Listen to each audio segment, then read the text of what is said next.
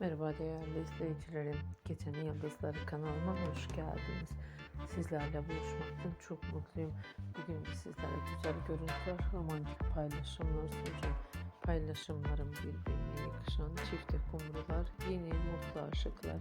Erkan ve Yağmur üstüne olacak.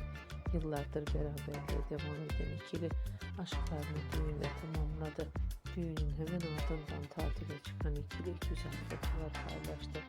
Güzel görüntüleri, tatilden paylaşımları sizler için sunuyorum. Umarım beğenirsiniz.